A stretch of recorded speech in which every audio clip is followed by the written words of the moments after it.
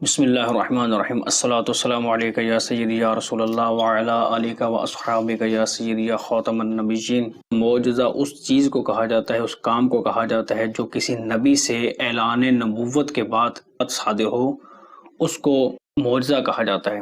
اسی طرح اگر ایسا ہی کام جو خلاف عقل اور عادت محال ہو، نبی ہی سے اعلان نبوت سے قبل ثابت ہو، صادر ہو، تو اس کو ارحاس کہا جاتا ہے۔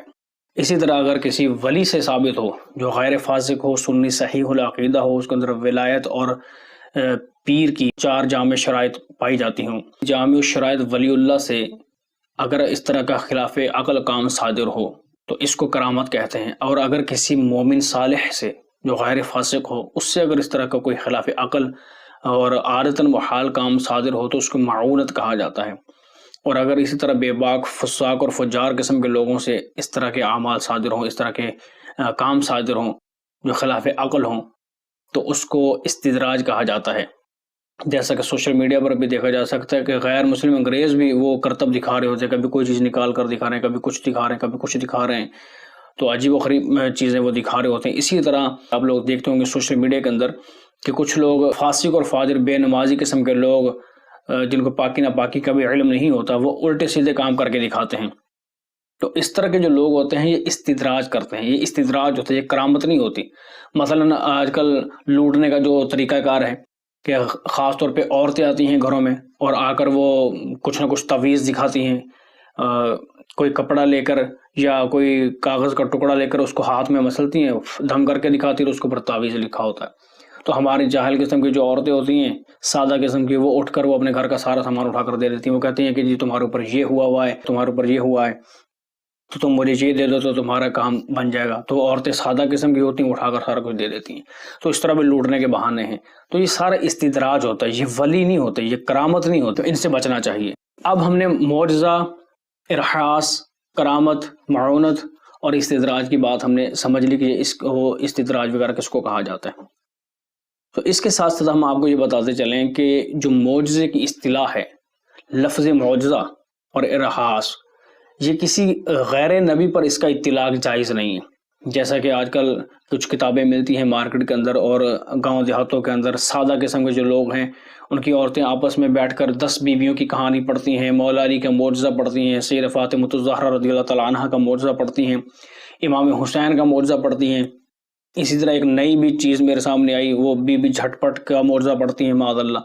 تو یہ جو چیزیں ہوتی ہیں، پہلی بات تو یہ ان کتابوں کو ہم نے پڑھا ہے، ان کے اندر بالکل بے سروپا باتیں ہیں، ان کے اندر کوئی حقیقت نہیں ہے۔ لکڑہارے کا قصہ تو یہ اگر پمفلٹ اس نے چھپوا کر آپ تقسیم کر دیں گے تو آپ رات رات امیر ہو جائیں گے، اور اگر آپ نے اس کو جھوٹا سمجھ کر پھاڑ دیا یا اس کو آگے لوگوں تک نہ پہنچایا تو آپ کو جو اتنا نقصان پہنچے گا، آپ کے اتنے بندے مر جائیں گے۔ یہ اس طرح کی باتیں ان کتابوں کے اندر لکھی ہوئی ہیں جن کا حقیقت سے کوئی واسطہ نہیں، جھوٹ کا پلندہ ہے۔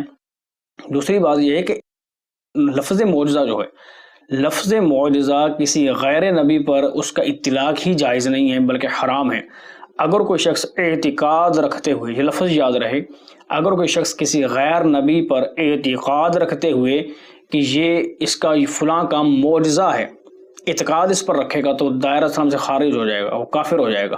اس لیے حضرت علی المرتضیٰ رضی اللہ تعالیٰ عنہ کا معجزہ کہنا یا کسی اور بی بی کا معجزہ کہنا یا کسی اور ولی کا معجزہ کہنا یا بی بی جھٹ پٹ کا معجزہ کہنا، یہ شرعاً حرام ہے، اور اگر اعتقاد رکھتے ہوئے کرے گا تو دائرہ اسلام سے خارج ہو جائے گا۔ باقی رہی بات حضرت علی المرتضیٰ رضی اللہ تعالیٰ عنہ کی یا سیدہ فاطمہ الزہرا رضی اللہ تعالیٰ عنہا یا دیگر ان بزرگوں کی جن کی طرف یہ کہانیاں منسوب ہیں، یہ 10 بیویوں کی کہانی ہے یا حضرت علی کا معجزہ ہے یا بی بی فاطمہ الزہرا کا معجزہ ہے، معاذ اللہ، تو اس طرح نہیں۔ دیکھیں، ایک تو یہ کتابوں کے اندر باتیں جھوٹی ہیں، بالکل جھوٹ ان کتابوں کے اندر لکھا ہوا ہے لوگوں کو سسپینس میں ڈالنے کے لیے۔ حضرت علی المرتضیٰ رضی اللہ تعالیٰ عنہ ہوں یا سیدہ فاطمہ الزہرا رضی اللہ تعالیٰ عنہا ہوں یا اور دیگر بیویاں جن کی یہ کہانیاں لکھتی ہیں یا لکھی ہوئی ہیں کتابوں کے اندر، ان کے فضائل پر احادیث صحیحہ موجود ہیں۔ جب یہ وہ مبارک ہستیاں جن پر رسول اللہ صلی اللہ تعالیٰ علیہ وسلم کی مبارک زبان سے ان کے فضائل موجود ہیں، تو پھر ان کے فضائل کو بیان کرنے کے لیے جھوٹے قصوں کی ضرورت کیوں پڑی ہمیں؟ کیا ضرورت ہے ان کو بیان کرنے کی؟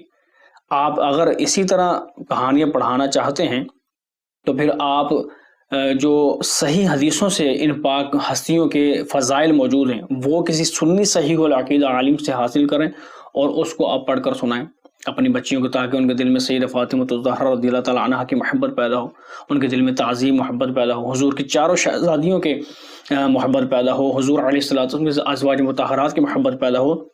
تو فیضان امہات المؤمنین یہ امیر اہل سنت کی کتاب یا مکتبۃ المدینہ کی جو شائع شدہ ہے وہ آپ پڑھیں۔